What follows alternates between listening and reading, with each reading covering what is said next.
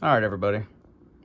I was having problems with my B22 precision feeding rounds.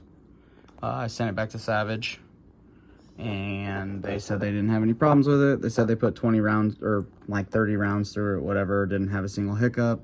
But I have a bag of messed up 22 ammo that says otherwise. So I started looking at the possibilities of what was going wrong, and it was clear that the magazine wasn't sitting up high enough. I posted in a couple groups about it. I just want to share this information that I got that I figured out with anybody else that may or may not be having this problem. So they sent me another one of these. This is what holds the magazine in. If the chassis was in, obviously the magazine would come down like this and clip into place. So I actually went through and added, it's kind of hard to get in and out right now because the chassis is not on it, but so this is what it looks like when it's normal. Don't mind my dirty hands, is what it is. That's what it looks like normal from the factory. And it's like the magazine locks up to this little piece right here. Well, I actually added a piece of metal to that there. I just epoxied it on and kind of filed it out. I did the best I could. I used like a 0.88 feeler gauge for like checking valves, and I epoxied it on there last night, and I got it all back together. I might need to file on it a little bit because I can't fully get these magazines to lock up like in there perfectly, but I can press this little locking tab up when I slide the magazine up and it'll clip right in. So I'm thinking about maybe filing just a little bit of material off this piece and see if I can get these to lock up a little bit better. But I was able to put 30 rounds through it, no problem, and it worked flawlessly. It cycled everything. It didn't chunk the nose of the bullet up. These are cheap bullets anyway, but then that mark was from another time trying it.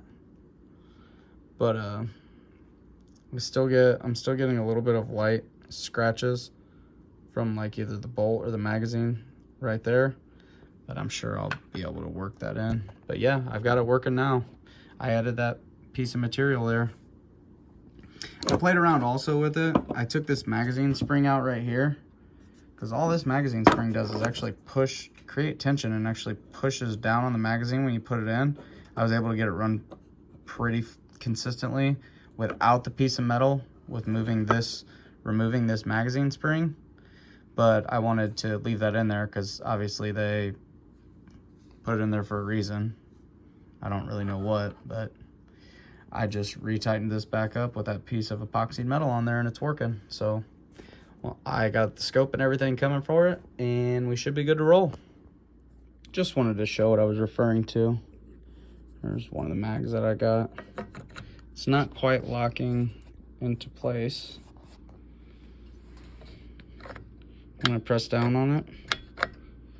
So if I press down and just press this in a little bit, it locks up and it's nice and tight now.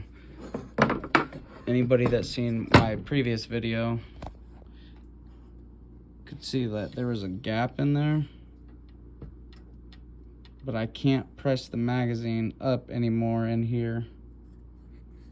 So let's see if I can get some light on that. Of course not. Okay, well, you'll just have to believe me, I guess. You can kind of look in there and see that there's not a gap in the front.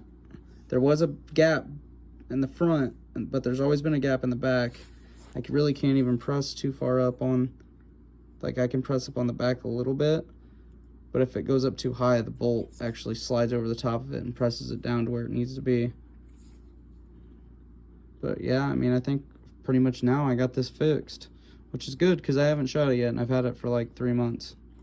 So, but I finally got it able to run consistently. So we shall see.